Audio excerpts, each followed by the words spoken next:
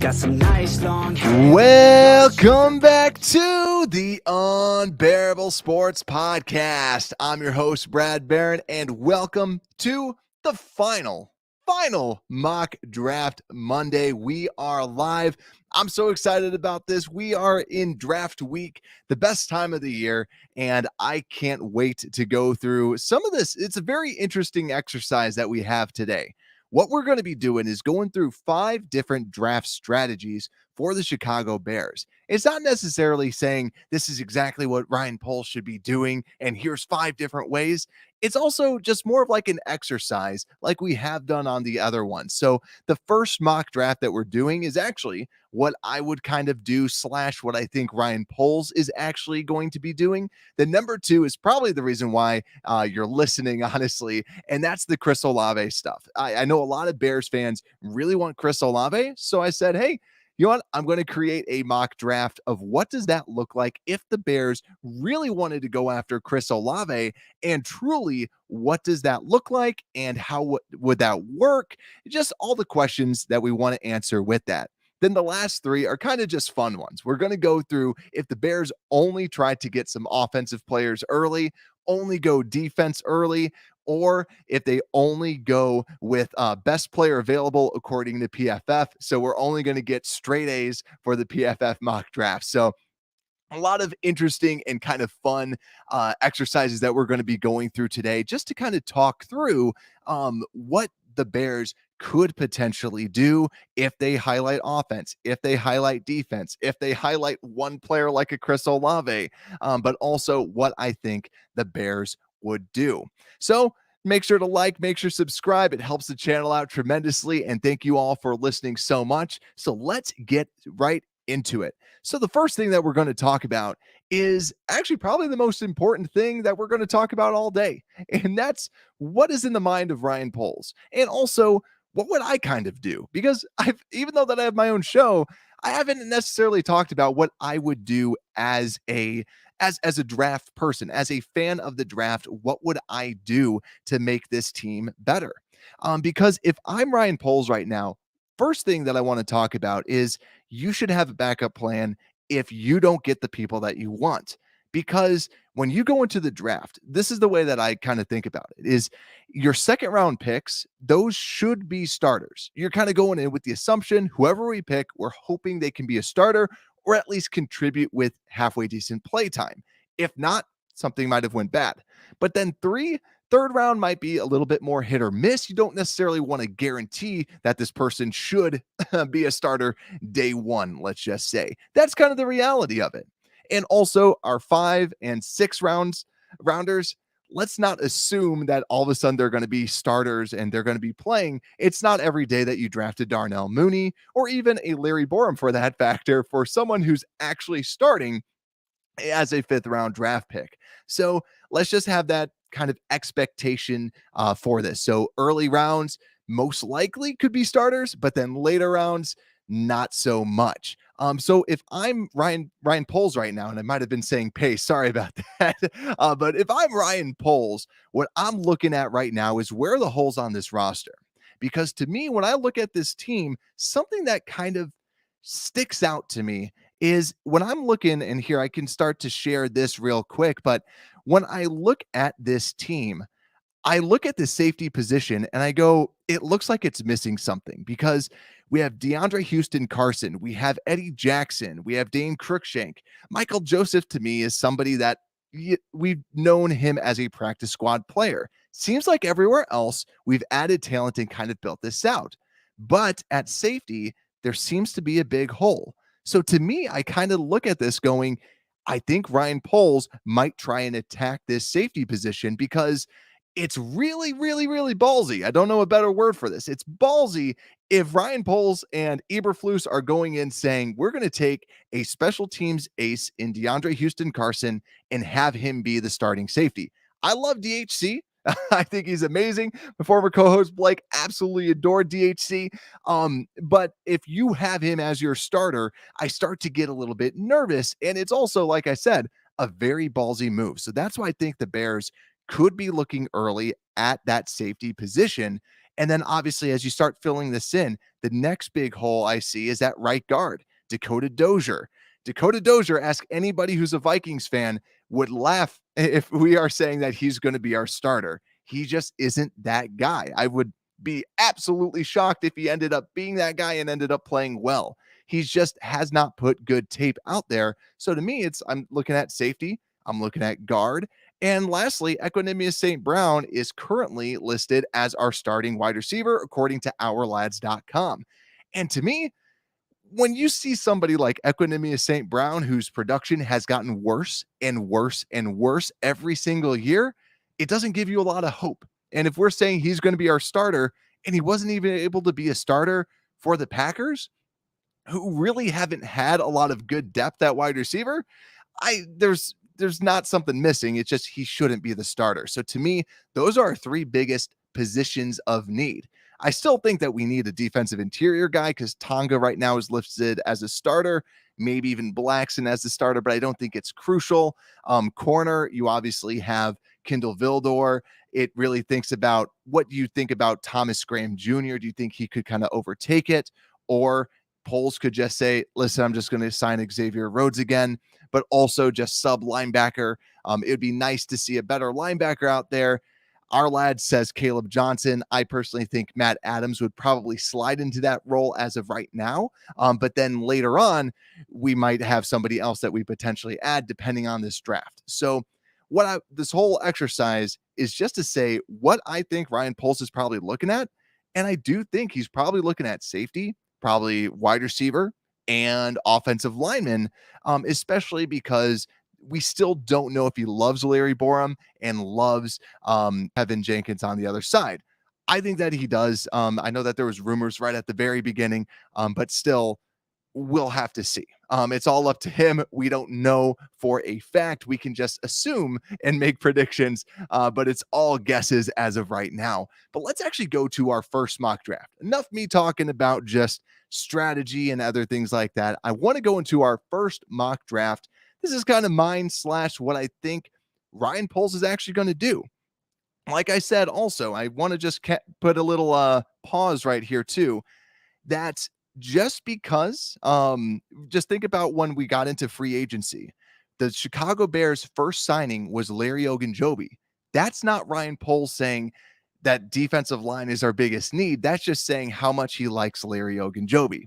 And with that being said, this is the mock draft that I put together with that I think what the Bears are probably going to be going after. And what that is at pick 39, the first pick that the Chicago Bears pick is Jaquan Brisker, the safety out of Penn State. Now, some might be listening, some might be watching saying, but we need a wide receiver. And for those that are actually watching, you can actually see what I ended up picking later on and probably be okay with it. But the reason is because and Ryan Poles kind of talked about this at the beginning of his first ever press conference. He talked about positional value and how far it drops down. Jaquan Brisker out of Penn State, he's an actual safety. I love Jalen Petrie probably more than anyone else does, who's a slot corner / safety, but he's not a proven safety. If you can get a proven safety who's been falling down some draft boards and typically going around that Bears range, if you are able to get Jaquan Brisker, he's your day one starter. He looks like he would be a phenomenal fit inside of a cover two, and that's why I like him as the first pick. So if the Bears go defense with the first pick, don't get too crazy. Think of Larry Ogunjobi, kind of that type of selection, because to me, you're getting somebody that is a good, relatively safe type of a pick at that first selection that locks down that safety spot. And we finally have somebody that's going to last next to Eddie Jackson for more than a year, unless the Bears get rid of Eddie Jackson next year. Then it will change up a little bit of stuff. But that was the first selection. Now, the second pick, remember, because Jalen Petrie, I love him, but that's the reason why I kind of wanted to go safety first. The second pick, so pick number 48, I was shocked that this person was still available, but I'll kind of justify the idea of taking a safety first. The second pick at pick 48 was Skye Moore, the wide receiver out of Western Michigan. I hear him going in the first round. I hear a lot of people like him, but at the same time, too, when you look at Skye Moore, you see this 5'9" athlete. Some people might be a little bit scared off by this. And to me, that allows the Bears to get somebody that could potentially fall. Skye Moore out of Western Michigan is a phenomenal, just very good short route runner, and also can really break tackles and take it to the house. I think PFF had him charted as the number one causing he can cause the most amount of break tackles out of any wide receiver in the league. I believe that was the stat. So very shifty, very elusive, can take it to the house. I think that the Bears would really, really like that. At this point in the draft too, there was still George Pickens, there was still Christian Watson. So you still have some good wide receivers that are left on the board. And if they're all gone, there's still a good handful of wide receivers, like the one out of Alec Pierce out of Cincinnati, who's more of a deep ball guy, that the Bears could still leverage inside of their offense for that third pick. So, yes, you're not going with probably your biggest need up front, but you're at least still able to get some talent because it's all about building the best team imaginable. Now, at pick 71, because it's probably like, well, you said that safety and O lineman, where's this O lineman? And this is where I have the Bears selecting Cole Strange, the interior offensive lineman out of Chattanooga. Now, this is definitely, I'm not the biggest Cole Strange fan, but I do think that Ryan Poles is going to love this guy. He's talked about from an offensive perspective, quickness is the biggest piece. Nobody has better quickness out of their stance than Cole Strange, a former defensive lineman.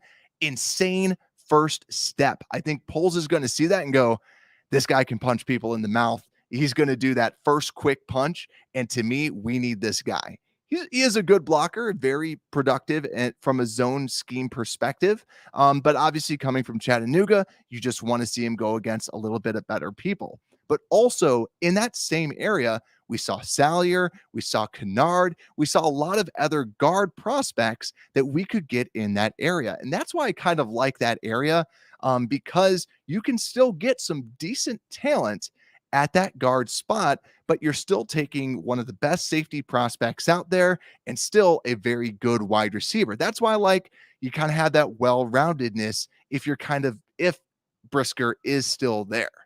Also, too, the Bears actually have talked to Brisker and kind of brought him in. So there is some interest from the Bears side rather than just speculation.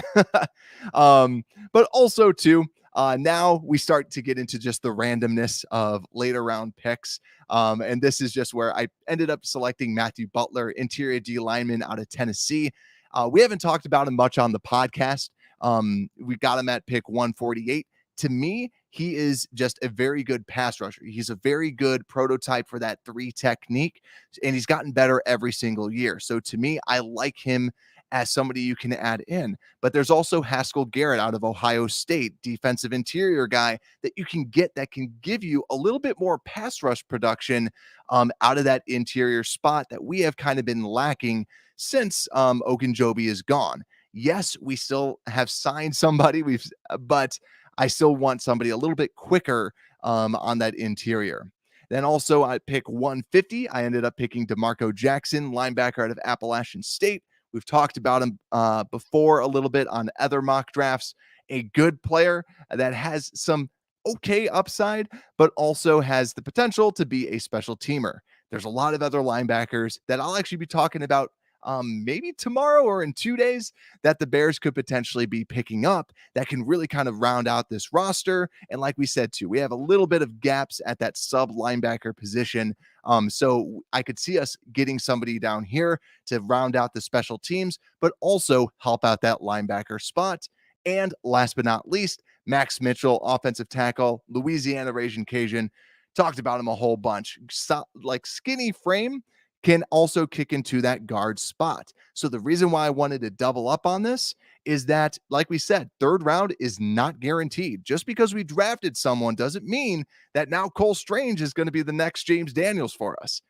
That's why I like the idea of you go with somebody there, and then you can draft somebody later on, and then you can at least try and have them duke it out. You have 2 bites at the apple, so to speak, to kind of solidify that spot. So that's actually my mock draft. It kind of putting on my Ryan Poles hat, what I would do. So Jaquan Brisker, safety out of Penn State, Skye Moore, wide receiver out of Michigan, Cole Strange, interior O lineman out of Chattanooga, Matt Butler, D lineman out of Tennessee, Demarco Jackson, linebacker, Appalachian State, and Max Mitchell, offensive tackle out of Louisiana.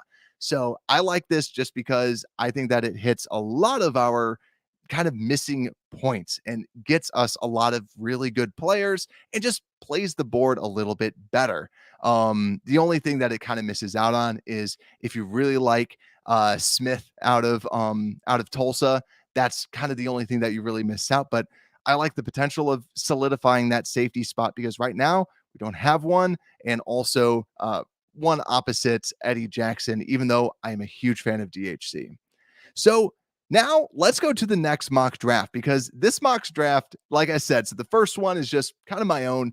Second one is more of a, this is then what would the Bears do if they wanted to get Chris Olave no matter what? That they go in, they're like, we got to get Fields' boy. So with this, what I ended up doing is the first move that I made. So I ended up using, so the first one I used the draft simulator or mock draft machine from the Draft Network. But then this next one, I used PFF. If you are a fan of the podcast, you know that PFF, we've broken them down and we've kind of shown some pitfalls in their logic in their mock draft simulator. But with this, what I did is if the Bears are looking to trade up, I ended up trading to the 14th pick overall. Why? Because the Saints, the Eagles are all picking a little bit after that. So I purposely traded up, and I also didn't trade too much. So I ended up trading 2 seconds, our 2 seconds this year, and a 5th rounder. So our 148. And it gave it about a 53% shot of succeeding. I didn't want to go too OP. Like with this thing, you could just say, all right, I'm going to give you nothing, and there's a 20% shot, and you just hope that it passes. So I thought that this was at least somewhat reasonable. So it at least kind of paints the picture. And I didn't want to trade anything next year just because we're talking about this year. So we're trading away our 2 seconds, and we're trading away a 5th for 1 pick.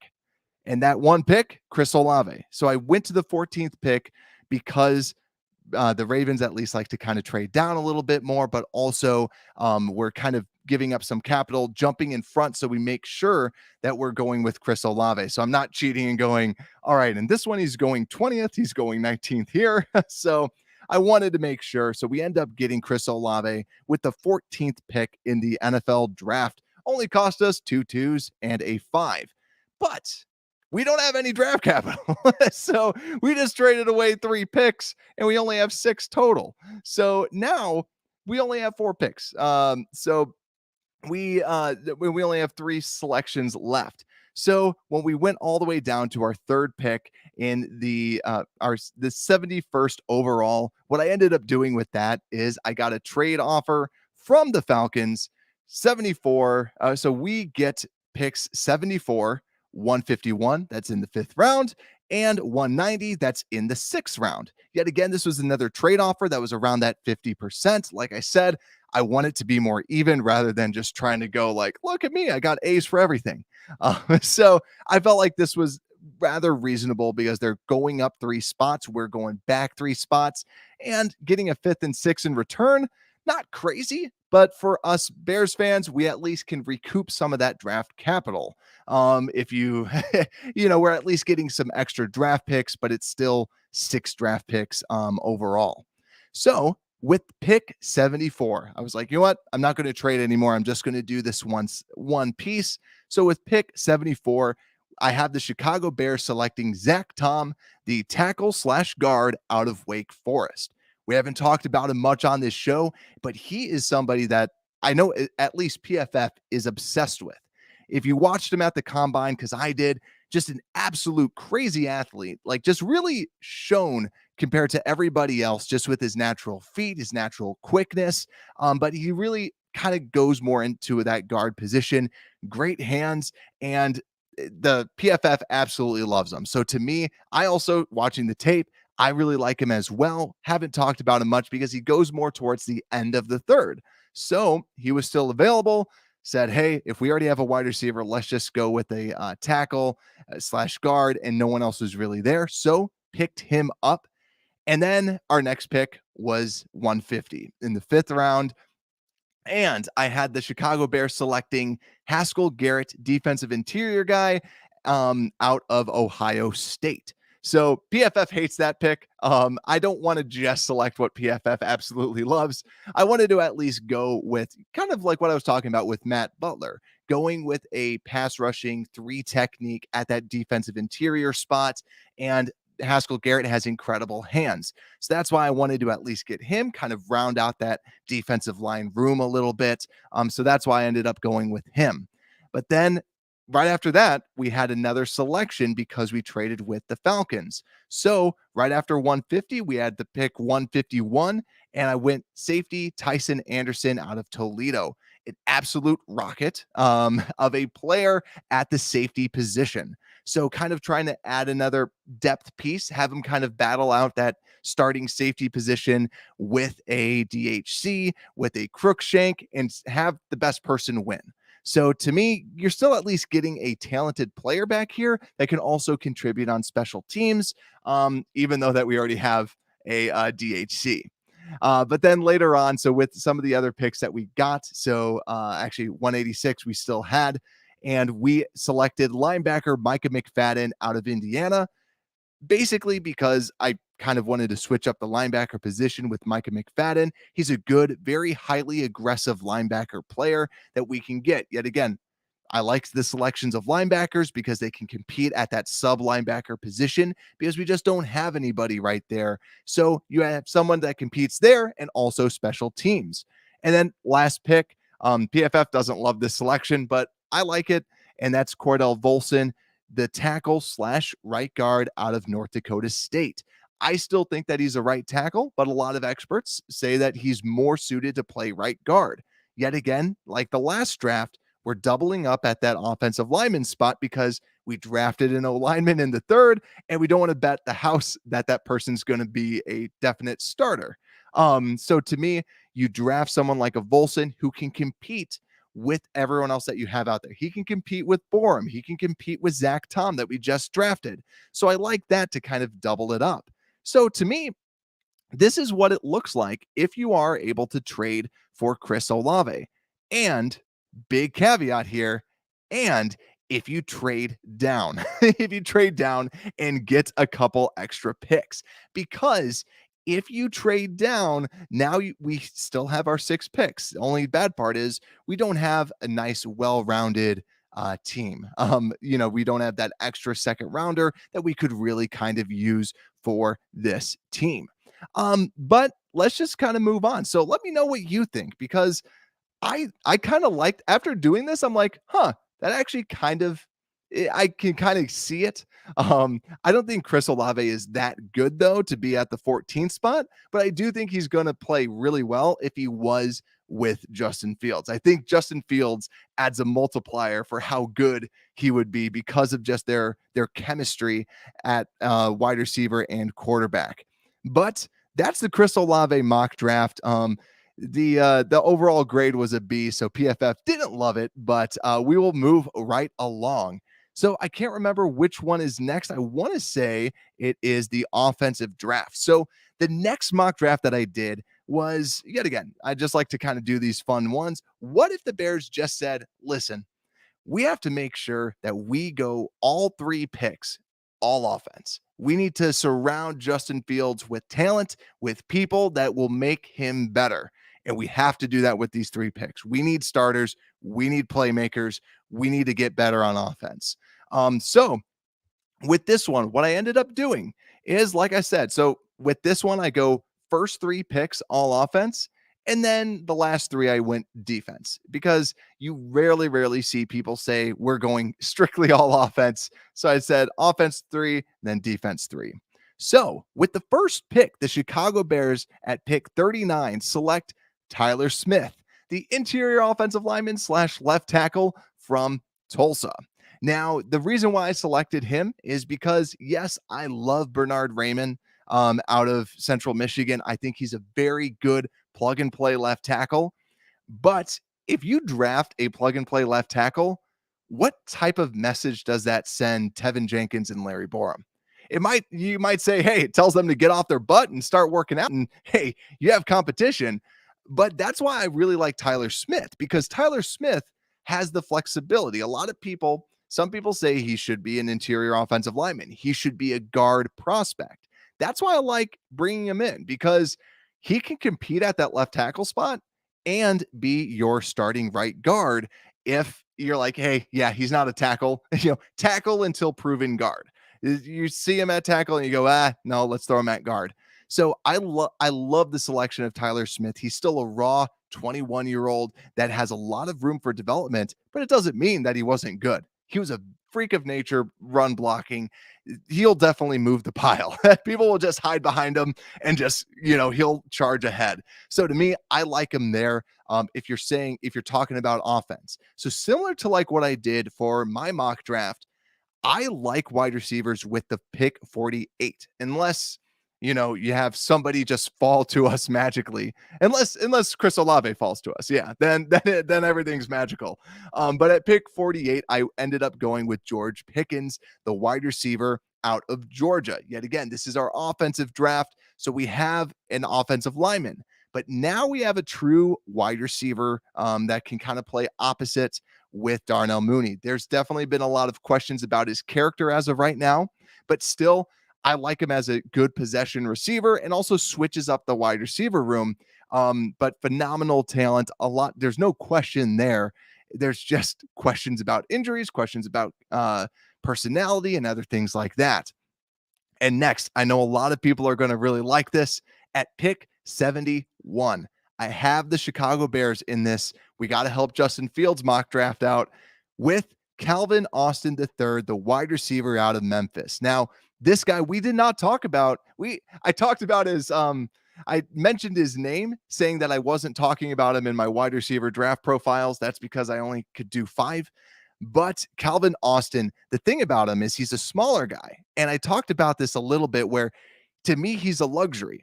And if we already have our if we already have our right guard and we already have our wide receiver, let's take a luxury guy. Calvin Austin might only be 5'8", might be a small stature guy, but this guy can fly. He is an absolute playmaker, absolute freak of nature in that nature. So to me, I see them going, this guy is incredible. Got crazy acceleration, crazy burst, crazy speed, can take it to the house whenever he touches the ball. So to me, I love this luxury pick that we have, because we're saying we already got our wide receiver. We already got an interior offensive lineman. So why not? The only reason why I don't love this though nowadays too is because we just added David Moore. We just added some extra wide receivers. So I don't know how realistic this scenario is. I don't know how much the offense loves more. But really, I like this as a Bears fan going, this makes it exciting. This mock draft is just to make Justin Fields happy. And I think that we did our job. We got him an offensive lineman. We got him a wide receiver, and we got him a weapon that he just has to throw a little screen to and just be like, work your magic, man. go Austin, go do your thing. But even though that this is all about offense, I wanted to talk about the defense a little bit too. At 148, went with Matt Butler again, interior D line out of Tennessee. Like I said, there's some good talent still out there. With 150, went with Damone Clark, linebacker out of LSU. Yet again, lots of good linebackers out there. That's the guy that really kind of an early 3rd grade on him as a linebacker, but he's falling because he's going to get spinal fusion surgery. So he's out all next year. So he's somebody, yet again, a early 3rd round grade. So it's not saying he's going to come in and be our starter, but he's very talented. And I was like, might as well switch it up from that linebacker spot. And he does show a lot of great talent on tape. And at 186, ended up going with Zion McCollum, a guy that I have criminally not talked about enough. And he's the cornerback out of Sam Houston State. He is a very good press corner. And also, he's a very tall, lengthy corner. I'm just going to pull this up. 6'4". I thought that he was like 6'2", 6'3", but 6'4". So a very tall cornerback, and also, like I said, excels in press coverage, excels in zone. He could be somebody that we end up selecting later on in the draft and can contribute potentially even day one. He's someone to at least keep an eye on inside of that training camp, mini camp types of sessions. But still, there was some good talent at safety, at corner. Just yet again, it's not like saying they're going to all of a sudden start for us. It's more so people that can at least compete for a potential job on the roster, which is what you want to see out of these late round guys. But this is the offense, and I like it. I like it yet again, as long as Ryan Poles has a plan to maybe say, well, we don't have a safety, so let's try and find somebody that we can bring in. So as long as he's got one or two people in the back of his mind, I like this. It definitely would make Justin Fields happy and say, they really do like me. But let's go to our fourth mock draft that we have out here, and we are doing the flip.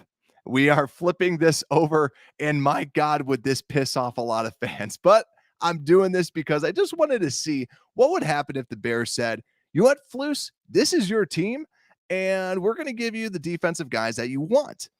So here we are going defense. We are starting out with first 3 picks on defense, last 3 picks on offense.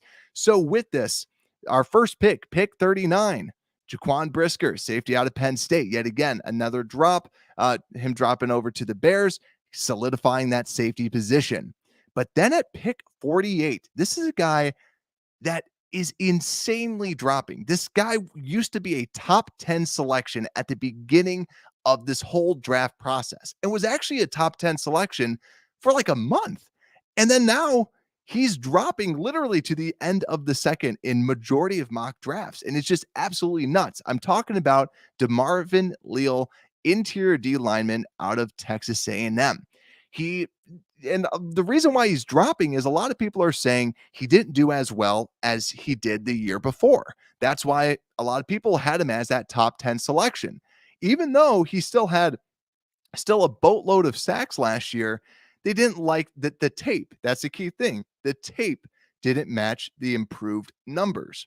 But also, he's not necessarily 300 pounds. He's only 290. So even though that he was a former 5-star recruit, absolute crazy, a lot of people aren't loving some of the tape that he put out last year. So a lot of people are questioning, did we already see the best of him? And was that just a blip? And this is the real guy that we're getting if we end up drafting DeMarvin Leal. But what I like about him, why I selected him in this defensive mock draft, is that he can play that 3 technique. You talk about him. I've seen comps to Tommy Harris. I love Tommy Harris. I think that's a little bit risky. But to me, he's a 3 technique that could potentially be a stud. So that's why I was saying I want to kind of get someone like him. Travis Jones is another guy that you might want to get, but he's more of a nose tackle. He has some versatility. He's quick. But I still think that he's more of a nose tackle rather than like a true 3 technique. That I would love to get a true 3 technique that's a pass rusher like a Leal that can come in and potentially dominate. But then with pick 71, this I thought was crazy that he dropped this far. So I said, screw it. I'm going to pick him anyways. Chad Mumma, the linebacker out of Wyoming. He's one of my favorite players that out of here because I don't love a lot of the linebackers. Like I said, I'm doing an episode, and I think either tomorrow or in 2 days, talking about all the linebackers, the 5 early round linebackers, 5 late round linebackers. And spoiler alert, I don't love a lot of the early round linebackers. I feel like they're all missing something. But Chad Mumma, to me, can be that complete package. He's got speed. He's got tackle ability. He's got the size. He's got the speed. And out here, 6'3", about 240, just gives you everything that you need. The only question mark is you kind of see that lower level of competition at Wyoming, but also even though that he's fast and 240, he kind of lacks the pop that you would kind of expect. But what I like about him is he gives you that upside. Yet again, we still have Morrow, but let's be honest, guys. How many people knew who Nicholas Morrow was last year? Not saying he's bad, but what I'm saying is that like we really didn't know him. And also me as a Bears fan, selfishly, I love linebackers because come on, that's how we were born and raised. We had Otis Wilson, Lance Briggs. Come on. So to me, I also just really want a really talented linebacker right next to Roquan Smith because that's the way I grew up. That's the way that I want it.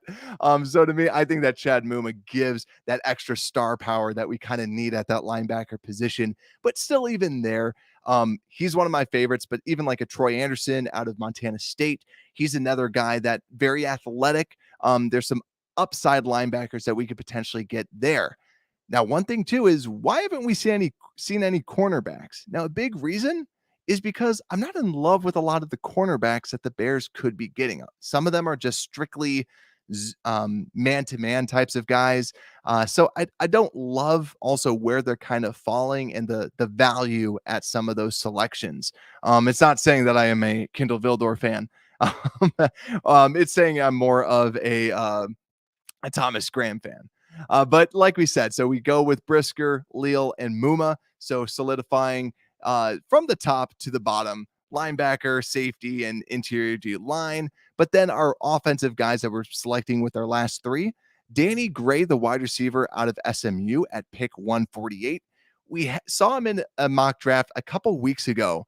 But just as a little reminder, he was someone that was a JUCO transfer, but also he kind of reminds me a little bit of Byron Pringle. So he has that inside outside versatility. As about 6'1", a very, very fast, speedy wide receiver with good production from SMU. So to me, he's worth at least a flyer and someone that can at least later on potentially add some additional value. But there are still a lot of very good kind of wide receivers around that range that could at least be somebody that contributes or fights for that extra little roster spot.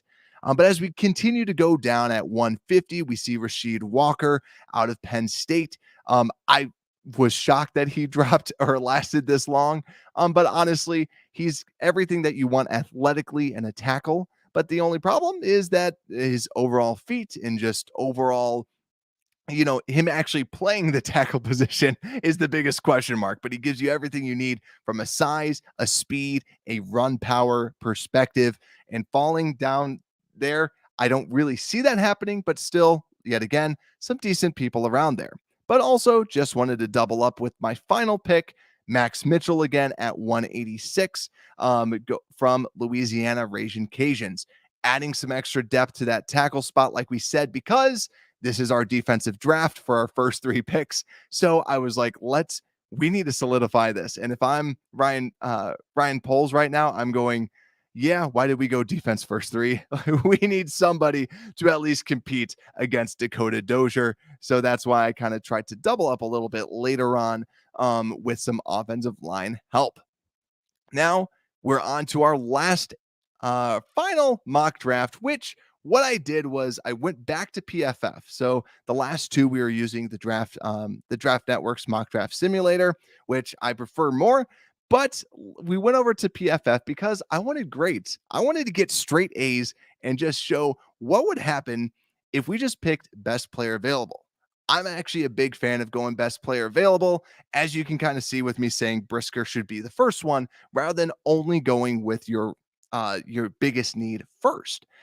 So for me, I always like best player available because if you go best player available, then obviously you just want your people to hit. But there is some concept of who do we still need on our teams. That's what I tried to incorporate here, but really just purely base it off of PFF grades. So if you see people going like, why did he select them?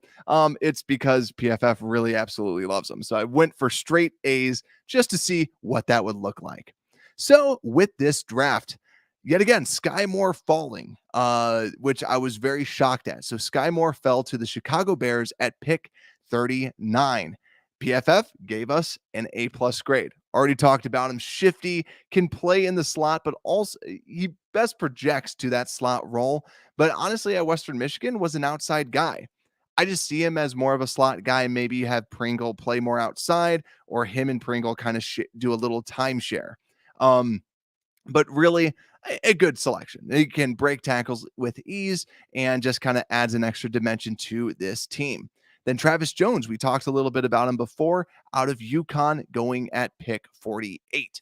I don't see him really falling here, but all the way down here, he could be in consideration with the first pick, but that might be actually that's a little bit too rich for my blood to go after a defensive interior guy that leans more towards a nose tackle. But we got an A grade for him. But like I said, big bodied, very speedy, very quick for his size. But honestly, really best projects as that nose tackle, one technique type of guy. Then, yet again, Chad Mumma falling at pick 71 in the third round. So all these people we've kind of talked a little bit about, but we got an A minus for that, which I think is a little harsh, PFF, but still going with the straight A's approach. Then now we start going down to the later rounds. Yet again, we were going for best player available. And in the fifth round at pick 148, we go with Matt Walletsko out of North Dakota. We have not talked about this guy. He is a very, very tall. I believe he's about 6'8". So very, very big frame to him as a offensive tackle. And so he gives you all the frame. He actually has some pretty good feet, pretty good explosiveness for a guy his size. So that's why there's a lot of upside because he's shown everything on tape.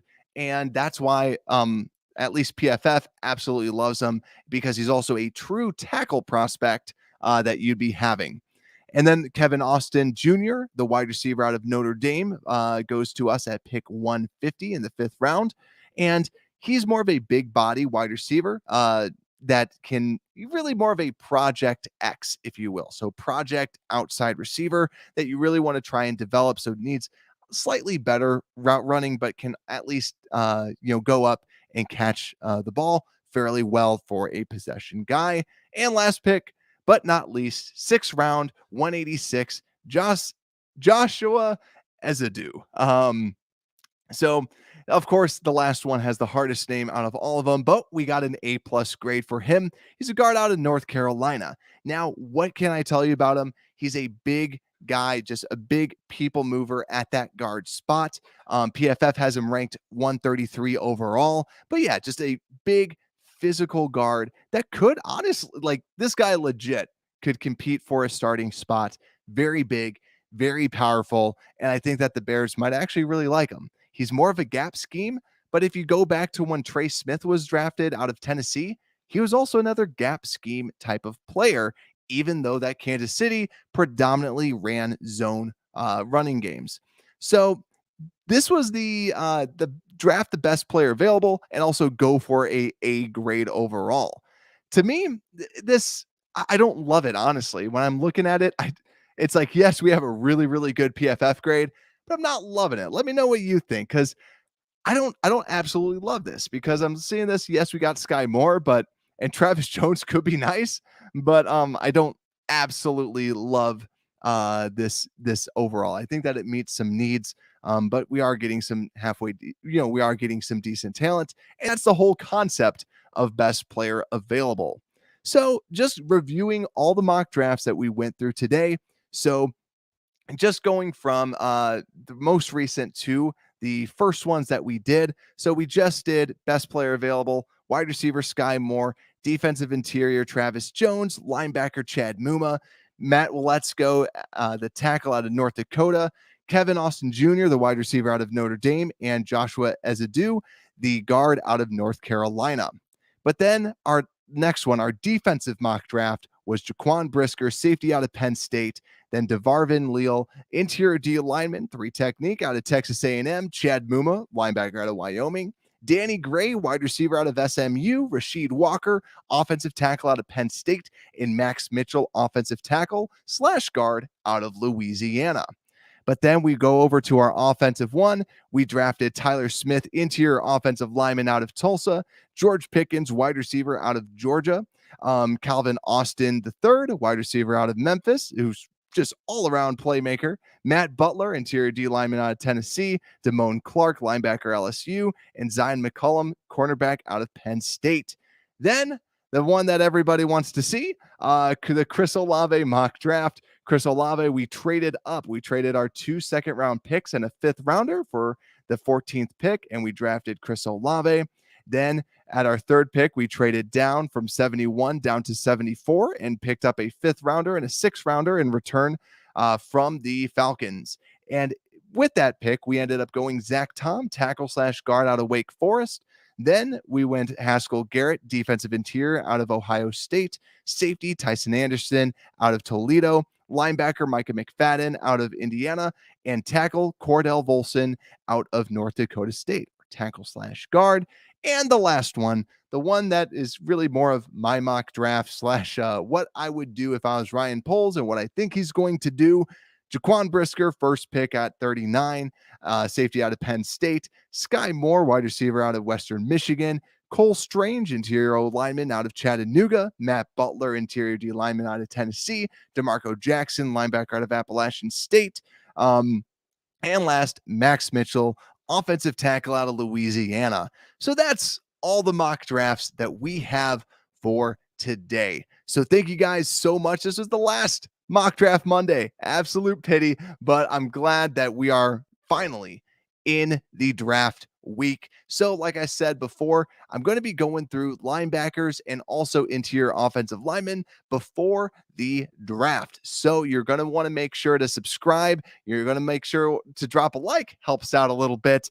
But also if it's hard to just watch an actual podcast, make sure to download the Unbearable Sports Podcast on any sort of podcast app. So Stitcher, Apple Podcasts, Google Podcasts, whatever you listen to, we're out there. And Unbearable Sports Podcast, we're out.